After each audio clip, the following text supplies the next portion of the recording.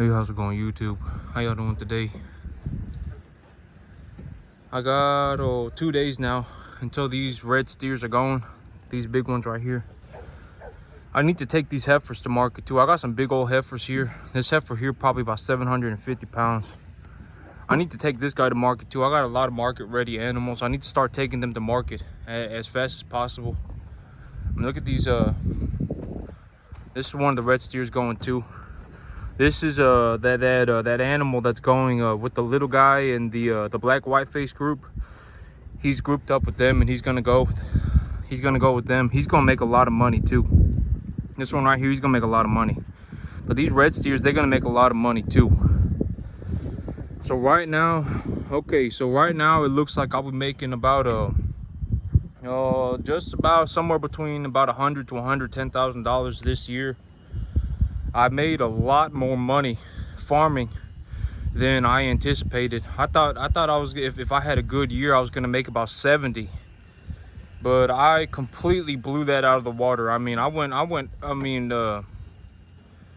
yep, it just turned out to be that way in many ways. But my financials went completely vertical this year. The revenue that I'm generating on my farm is astronomical. When I run the numbers with the current market right now, okay, so the little calves, the little ones, are selling at a little bit of a discount, at about a 10 cent to 100 discount. A lot of that probably has to do with just the weather. It's been so hot and so dry that a lot of people are just not really looking to bring in a whole bunch of little tiny calves.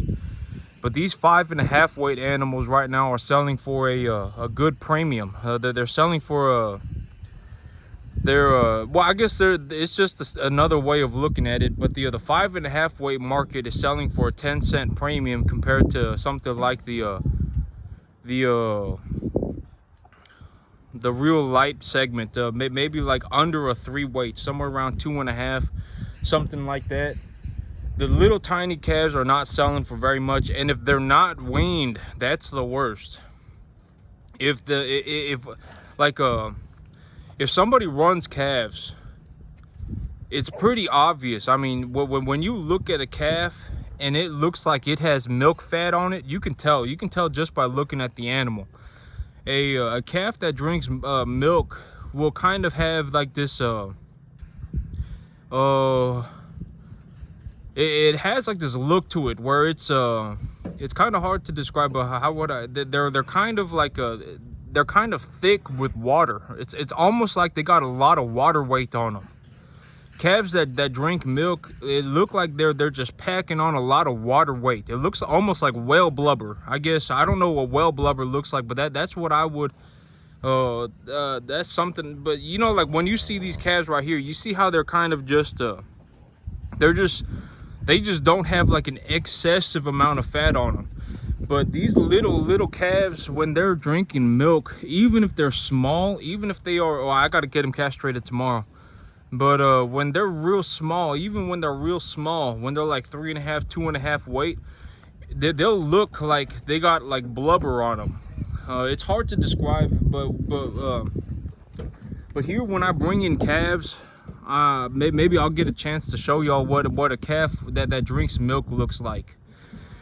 But that's kind of the segment that I'm looking to go into. I am looking to go into unweaned lightweight calves, the hardest things that I could potentially ever raise. But a lot of these calves, when I first brought them in, they were unweaned. They were unweaned and lightweight as well. And so, but these unweaned lightweight calves, they sell for a discount.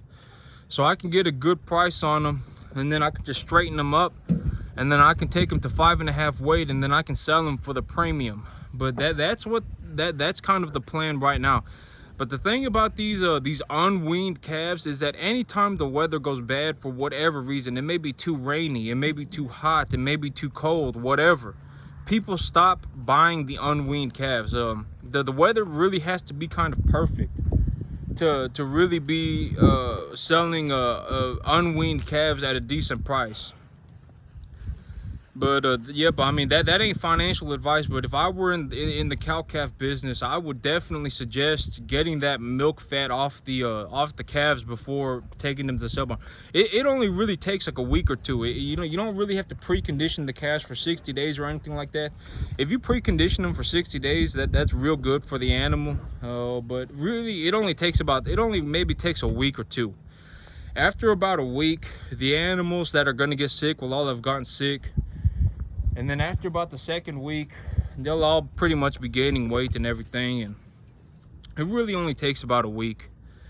But that's my plan right now. But as of right now, I'm going to need to be bringing in about $50,000 worth of calves. If I am going to be, okay, so if I purchase a truck, right? So if I purchase myself a big truck, I was thinking maybe I could go and buy myself a truck. I've been looking around on the internet. And I was like, it may be a good idea for myself, for me to go and buy myself a 1-year-old truck. Because if I buy a 1-year-old truck and it's been used and it has 10 to 15,000 miles on it, I can get like a 20% discount on it. So if I purchase a 1-year-old truck that has about 10,000, 15,000 miles on it, it's practically new, right? It ain't a big deal. It's practically new, and I can get about a 20% discount on it.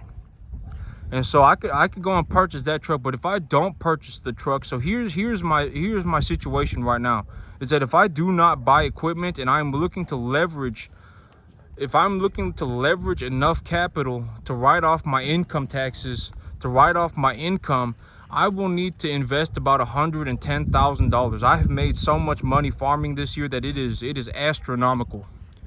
And so I will need to invest about $110,000 into cattle and grain. And so what that turns into is that I will need to bring in about 90 animals and about 50 tons of grain by the end of the year. So I would have 3 months to do that. And that's one of my big reasons right now for looking to buy a truck, is because I really do not want to be sitting here trying to bring in 90 animals and storing 50 tons of feed. I really do not want to be doing that right now. I only have about 3.5 months. But next year, what that turns into is that next year I'll have to be purchasing it, but because I only need one truck, right? And so if I bring in that one truck next year, I'll have to be constantly I'll have to bring in almost $90,000 worth of animals every 3 months. That's what my situation turns into, is that I'll have to, every 3 months I'll have to go and find about $90,000 worth of animals. Because, you know, let's say I write, well, I mean, but that's how the technicalities turn out for, if I'm looking to run 4 lot of cattle a year, and I'm looking to purchase enough cattle to write off my income taxes, and I'm making and I net a profit on every single one of my herds just about, I will need to invest the earnings on the herds as well as the capital that I've made. So it turns into a situation where I need to start investing about $500,000 into the cattle business a year, separated into 4 segments. So I'll need to bring in about $90,000 to $120,000 worth of calves every 3 months. Or is it 4, 8, 12? Well, yeah, every 3 months. But realistically, for me to do that, the only way that I would really be willing to do that is if I purchased more land. So next year, I need to purchase more land. If I, on about 10 acres, if I do about $500,000 on 10 acres, I'm doing extremely well. I can do about $500,000 on 10 acres, but after 10 acres. But after about $500,000, I need more land. I need significantly more land. Even to get to $500,000, I really do want more land. Because I mean, I can put the cattle on this property and I can go higher, but I really that's not really it's just very, very kind of difficult. Putting $125,000 worth of cattle on this property every 3 months is going to be very, very, very difficult. It's going to turn into a situation where it becomes very, very hard for me to handle them.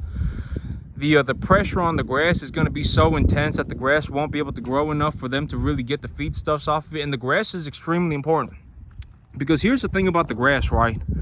is that if I grow grass here, I can go and purchase a tonnage of fertilizer from the commodity yard, and it'll cost me about $350 for that ton, right?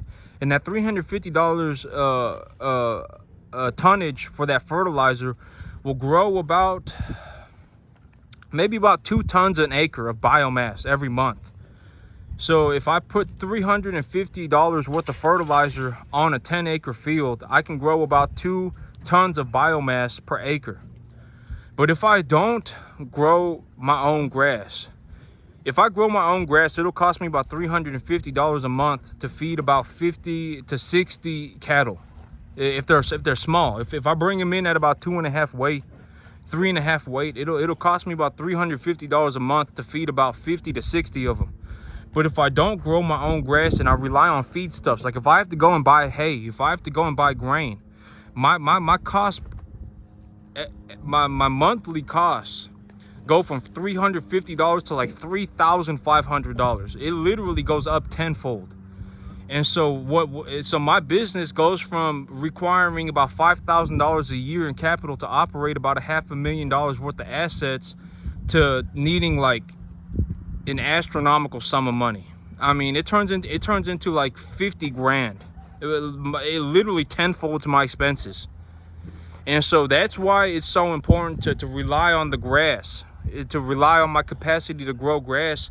And you know, feeding grain and stuff, you know, when it's necessary is necessary, but financially and in terms of the results and stuff, the grass is the highest quality, lowest price cattle feed that mankind probably knows. I mean, it's very, very, very cheap to grow it, and it puts a lot of weight on the cattle. The only thing is that growing grass is very difficult because people are going to find out, 90% of success is not it's just learning to not kick yourself in the dick, right? I mean, and people, they're going to figure out very fast. If they tried to do what I did, they would find out how immensely difficult it becomes very quickly. I mean, they would get, it would be so freaking hard that they would lose their mind. And, you know, but growing grass is extremely difficult. I mean, extremely difficult. And if someone goes, oh, this is easy, I can do this too, this guy, he's not really doing much, I can go and do this too, and then they go and try it, they're gonna get freaking wrecked. More people go bankrupt. I think like 40% of farmers go bankrupt or something like that. It's some astronomical number. Farming is extremely difficult. But one of the things that are very, very, very difficult, that is very, very, very difficult about growing grass is that every field is different. So when I walk through a field, it may have a different, okay, because here's like a situation, right? Let's say like I go over a field and I think, oh, this field has a sulfur deficiency, and so I put sulfur on it, but it doesn't have a sulfur deficiency, and it has a nitrogen deficiency. Well, that field that has the nitrogen deficiency that I put sulfur on will have increased metabolic activity because the sulfur being applied to it is causing it to grow faster, but it's hitting that nitrogen deficiency so hard that it will actually terminate the growth of the plant. And so, but that stuff, it's in constant dynamic motion. I mean, it could be phosphorus, it could be nitrogen, it could be potassium, it could be sulfur, it could be anything, it could be calcium, it could be magnesium. And so looking at a plant and being able to diagnose a plant properly, and then creating a fertilizer schedule according to that plan, and then seeing the results by looking at the cattle, because the cattle, let's say I'm growing a crop of hay, right? And I realize when I'm growing my crop of hay, like last year, this is a real life example of what happened to me last year. If I was gonna grow a crop of hay, and I put a grass seed on the field, and I realized when I put the grass seed on the field that if I put over 50 pounds of nitrogen on it while the cattle were walking around on it, that the cattle would bloat severely.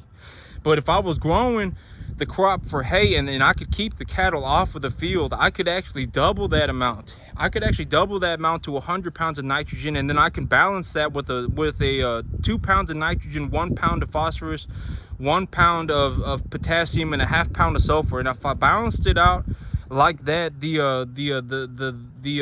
the metabolic activity of the plant would occur at a rate that all nutrients would be in balance essentially. But when I go through that grass and I put 120 pounds of nitrogen and phosphorus and 40 pounds of phosphorus and 40 pounds of potassium and 20 pounds of sulfur on that field, when I run it at a 3:1 or 3:1.5 ratio, what happens is that the nitrogen causes the plant material to grow too fast, and it causes a phosphorus deficiency again, and a sulfur deficiency. So if I put too much nitrogen, so that's also the things that you can't just go through a field and put 17 on a field and then expect everything to work out okay. That's not how the things work, because the plant may need more of a particular mineral than another one. And so if you add one of the minerals and you don't add the other one, there are all sorts of problems that can happen. And I mean, it's extremely difficult. And so I mean, farming it's horrendously difficult. And you know, if I hadn't been doing this for 15 years, if I hadn't been growing crops for 15 years, I wouldn't have been able to do it. About the first 12 years of my life, there is zero way that I could have done this. I mean, you know, the first 12 years of my life that I was a crop farmer, that I was growing crops on my own, there was no way that I could have done this. And so if I hadn't done this for 15 years, I mean, and if I didn't work 7 days a week and all that, I mean, I would not have been able to do this. Because I mean, when I watch these people and they're talking about how to be successful and stuff, and they go, oh man, you know what would make you successful is if you got ripped and you bought yourself a suit.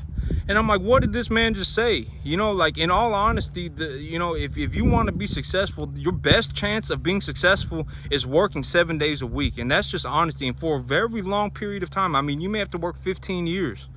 And so, I mean, and work 7 days a week. And I mean, and you know, this whole get ripped and buy a suit stuff, it's ridiculous. It's not going to help you at the end of the day.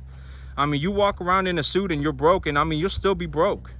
You go to the gym, I mean, you're just wasting your time. You should be working. But that's it for me today, YouTube. Y'all have a good one.